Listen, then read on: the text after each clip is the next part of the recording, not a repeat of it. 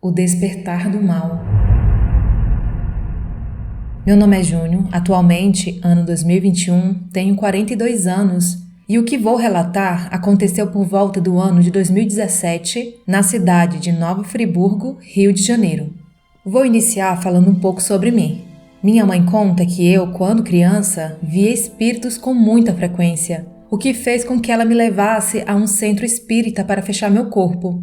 E funcionou. Nunca mais tive experiências sobrenaturais e esqueci totalmente desse outro lado do mundo repleto de mistérios.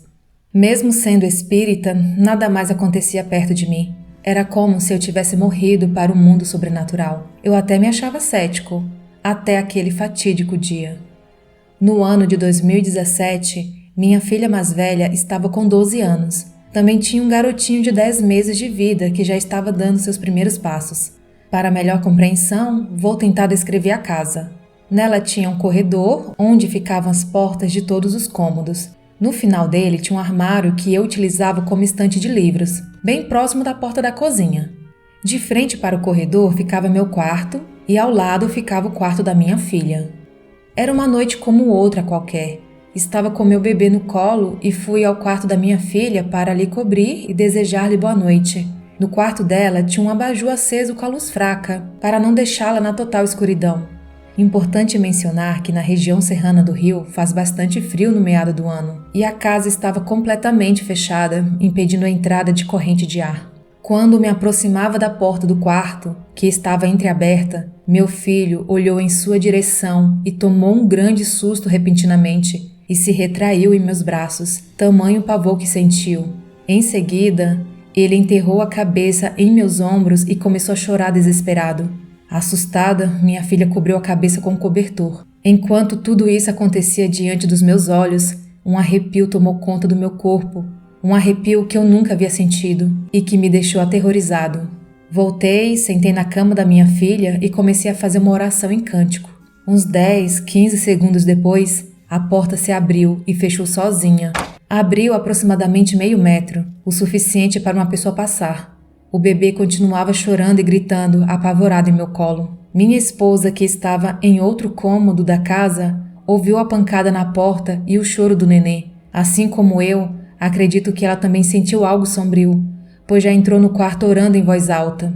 Senti novamente a onda de arrepio percorrer o meu corpo e sinto nesse momento ao contar esse relato e relembrar tudo o que aconteceu naquele dia. Peguei as crianças e fomos todos para o meu quarto, local onde mantenho uma foto do meu guia espiritual, e tinha muita fé que o mal que estava na casa não entraria naquele cômodo. O bebê já não chorava mais, parecia nem se lembrar do que ocorrera minutos antes. O coloquei no chão e ele começou a andar com aqueles passos inseguros de bebê, e ele foi em direção à porta do quarto. Ele não tinha visibilidade do corredor, pois o berço ficava na frente. Continuou andando, contornou o berço. Quando se aproximou da porta e olhou para o corredor, meu pequeno se retraiu novamente com pavor de algo que somente ele via. Com dificuldade, ele voltou aos meus braços e chorava muito. Acolhi meu filho, fechei a porta do quarto e dormimos todos juntos naquela noite. Isso foi tão traumático para o bebê que no dia seguinte, ao acordar, ele ia fazer o mesmo percurso da noite anterior. Contornou o berço, mas ao se aproximar da porta, ele, cautelosamente, colocou a cabecinha para fora, dando uma espiada para ver se aquilo ainda estava lá. Ao constatar que o caminho estava seguro, ele saiu do quarto, mas todo escabreado, tadinho.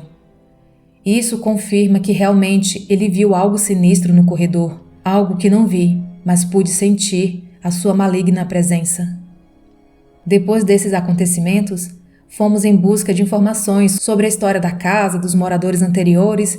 Queríamos saber o que assustou meu filho naquela noite.